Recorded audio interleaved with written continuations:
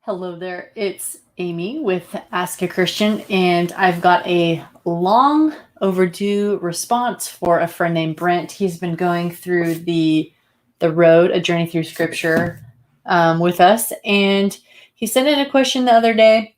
I kept meaning to do a video for you, Brent. That's why it took me so long. But let's read it out loud. And I just want to let you know I occasionally do live Q&As, and so would absolutely love to hear from you. You can hit me up at askachristianfriend@gmail.com and let me know what you want to chat about. So here is Brent's question. I'm going to read it in its entirety and then take a couple of minutes to go through it. All right. So he says, the book, The Road, says God is personal, intimate, and dwells with us as a friend. Jesus says, if you do whatever I command you, we're friends. I obey traffic laws, but that doesn't make me intimate or personal with police officers. However, I can be knowledgeable about traffic laws and know about police officers and how they operate. So what is friendship with God supposed to look like when I can't see, touch, or dialogue with him? I could tell God everything. However, I have to guess if he's communicating with me through various methods. One side is doing all the talking, and that's not really a friendship in my opinion. People say God talks to you through the Bible. I understand this. However, I'm not an intimate friend with the author of X book because I read everything they've written. Any insight you have would be appreciated, Brent.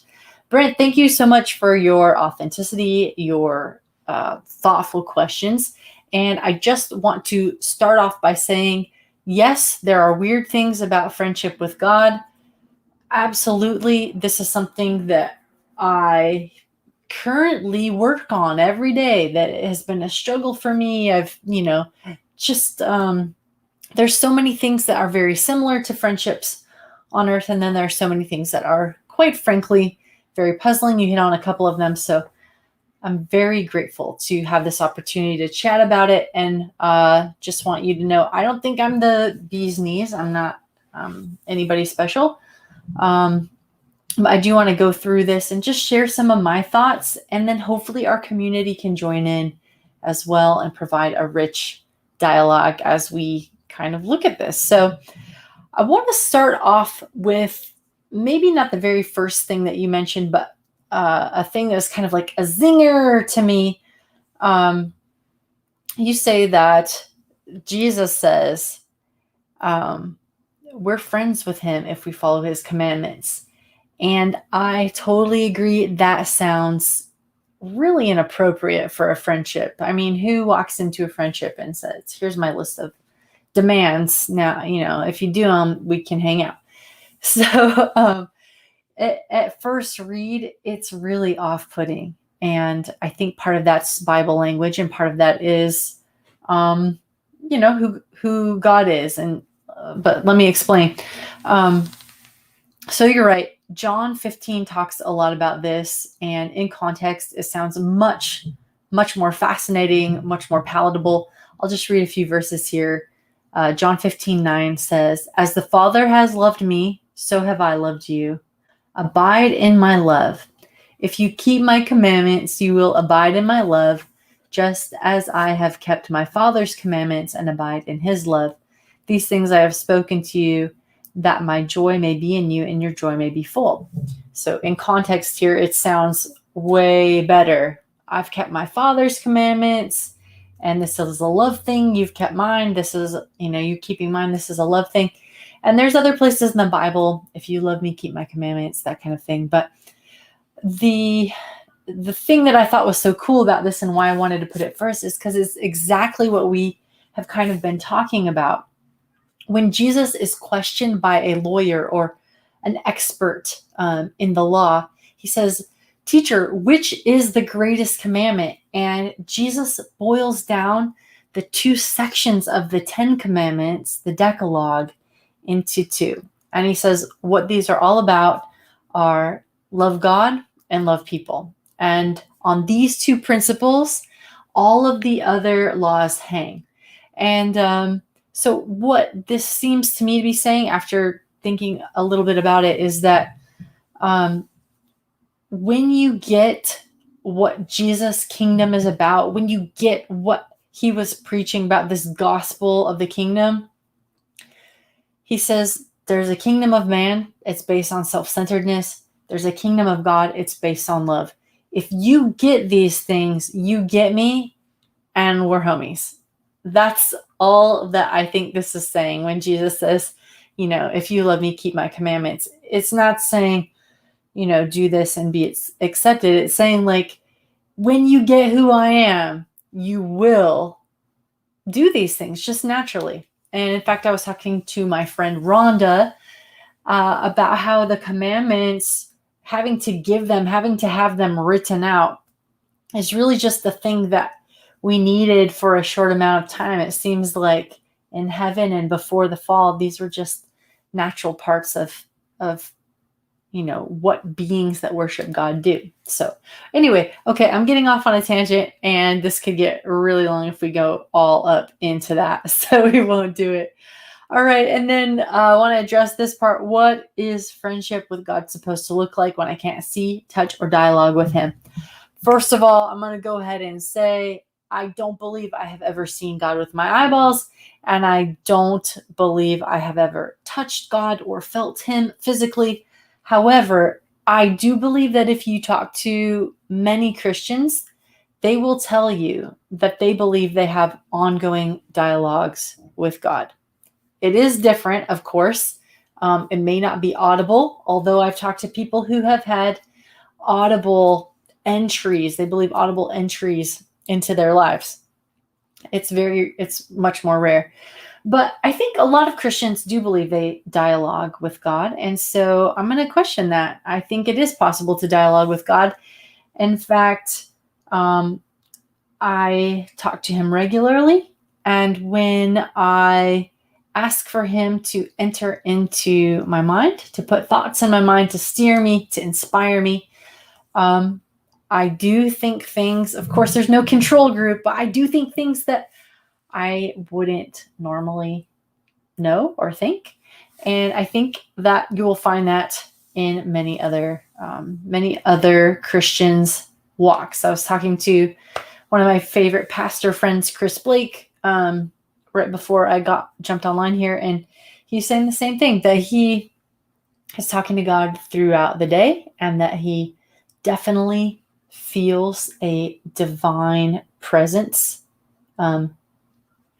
impressing him in certain ways. So there's that part. The dialogue, I think it does work, although it's differently. So implied in this is why. Why can we not just sit down and talk face to face with God? Or, why does that not happen if we can really dialogue with him, if he's really there? Well, my dear friend Brent, I don't actually know why, but I suspect it has something to do with us not being able to handle it. If you look at the story of Adam and Eve in the Garden of Eden, they were walking and talking with what we believe is Jesus before he became a man, that pre-incarnate Jesus, Christians would call it. They were walking and talking with him in the cool of the day. And they were face to face with him. And this is before sin. But after sin, there seems to be some kind of barrier, something between us. And theologians would say that it is because of sin that a sinful human cannot be in the direct presence of God, because sin and perfection can't coexist, and it would be detrimental to us. And we do have an example of somebody who was called a friend of God, even that guy unable to see God face to face at a certain point. Moses up on the mountain asked God if he can see his glory. And his glory just means his character, his goodness, the stuff that makes God God. He says, God, show me your glory. And God has to hide him in a little craggy rock situation. And he tells him that he'll be able to see his backside. So it's like he saw God's butt. And And after Moses is like hanging out with God on the mountain, he comes down to the people, and the people are like, no, veil him. And so he has to veil his own glory that has rubbed off from God to him. And so if this is what friends of God can take, like God claimed him as his friend.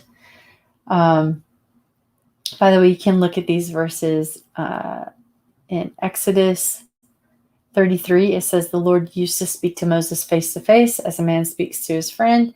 And then talks about that in Exodus. And I think there's a verse in Chronicles and in James. I don't have the exact ones, but I did look them up, so you can hit me up later. But so Moses is called a friend of God. And even in this situation where he was close to God and knowing God, he could not handle all of God's glory. God had to veil himself. And then Moses had to veil himself when he went down off the mountain. All right. I want to just briefly mention that from our viewpoint, from humanity's viewpoint, friendship with God certainly still has some similarities to what we would expect, the structure we would expect from friendship with other humans. We're looking for loyalty. We're looking for somebody who wants the best for us, keeps promises, forgiving, encourages us, and wants some of those things, wants us to grow. And as we read about the character of God throughout the Bible, find that a lot of those things are applicable. Oh, it's getting dark. So I think that from our viewpoint, we have to test out if God is what he says he is. And as the Bible's a collection of other people getting to know God and bringing us into their stories, we have to see how God reacts when we bring him into our story before we want to fully call him a friend. And I think God is totally okay with that. I can't imagine that he would expect full on, allegiance and trust from the moment of birth. It's growing, it's changing, it's enriching, just like our relationships here on earth. I also wanted to mention that someone can be a friend to you even if you don't actually know them that well. Someone can act as a friend. And the biggest example of this is Christ's sacrifice. If that story is true, and I believe it is, then even though I don't know the guy and didn't know the guy, when he did that, as I'm getting to know him through the word, through nature, through prayer, as you mentioned, various methods, I do start to get this feeling of understanding of what he's done for me. And when I meet him face to face in heaven, which I believe I will, I'm going to be like, oh yeah, you're absolutely a friend to me. So I think that's, a process. Oh, I got a little teary there. Now, from God's viewpoint, going back to John 15, from God's viewpoint, friendship has to do with trusting us with kingdom principles, because y'all know we are not a friend to God every day. I mean, some people do better than others, but we, just like we read in the Bible, we are a part of the people group who, let him down, constantly misrepresent him. We do a lot of things to this God who wants to be our friend. And so we don't really keep our end of the bargain all that often in humanity. But it turns out one of the neatest things that I found in doing some research for you on this is that John 15:15 says, "No longer do I call you servants, for the servant does not know what his master is doing, but I have called you friends. For all that I have heard from my Father, I have made known to you." So from Jesus's perspective, what it takes for us to be friends is for us to be willing to be brought into the kingdom mindedness, brought into what he's been trying to teach us about other-centered love being the foundational principle that the universe is to operate on. So if we have ears to hear, and we will sit down with him and start to acknowledge these kingdom principles, that's when we go from servant, just blindly doing what God asks, maybe because we want a reward or want to avoid punishment, to friend status, because now we get what he's trying to accomplish, other-centered love, again, reigning in the universe, and we are saying, I'm in, I want to do some of that. That's what it takes from Jesus's perspective for us to be called friends. So lastly, I wanted to talk a little bit about, you said that, I didn't find that exact quote in The Road, but you said that the Road says we can have an intimate relationship. And of course, I've heard that a ton. And quite frankly, Brent, that's one of the things that I have most struggled with, intimacy with God. I'm always seeking it. I've had pockets of time where I really did feel intimate with God, but it's frequently lost far too soon. And so, talking to my pastor friend, Chris Blake, he gave me a couple of things to pass on. One is that intimacy with God begins with us. If the Bible's true and God is always pursuing a relationship with his people, he's ready to be intimate. He's ready to know and be known. But it is hard for us to hear, see, and feel, which I'm sure most people can agree that that's been the case. But another thing that Chris was talking about is how not only does intimacy begin on our end, but it is particular to us. We each have a different relationship with God. And sometimes, I am sorry to say, I think Christianity presents a one-size-fits-all intimacy plan, and it just doesn't work for people. I know people who have tried their very, very best to do Bible study, and while they get, good stuff out of it, it does nothing for their intimate relationship with God, or at least not at the time. And I know people who, try so much to have a good prayer life, but they don't hear or feel God speaking to them. And some people feel God most strongly in nature, or when looking at profound architecture, or studying mathematics. That's my boyfriend's deal, math and science, or painting a beautiful picture. And so I just want to encourage you to pursue God like you would pursue intimacy with God, like you would pursuing intimacy with somebody who is like-minded, because God has a mind for all of it. So if you are a poet, pursue him with questioning poetry or loving, appreciative poetry. And if you do another art form, or if you like math, just go into a session of appreciation for these things and ask God to join you there in intimacy. I never really thought about that as an intimate moment, but I can see how that could be it for somebody. And so, don't not pray, don't not study. These are great ways to know things about God, but sometimes he'll speak to our heart differently. And then lastly, the thing that Chris said that really got me is kind of piggybacking off that thought, is that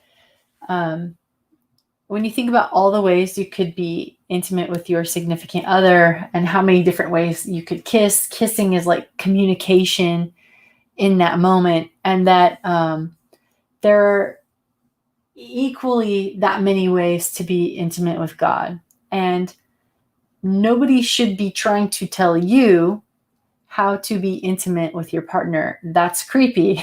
And so in the same way, don't let somebody else's view of what intimacy with God is take you away from pursuing a beautiful moment with him. Try as many ways as you can think of.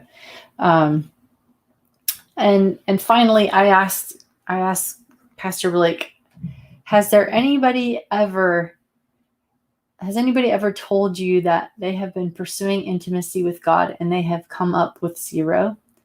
I said, no, it just doesn't happen. That everyone he knows who has truly pursued a relationship with God over any amount of time has been an increasingly close relationship with God. So,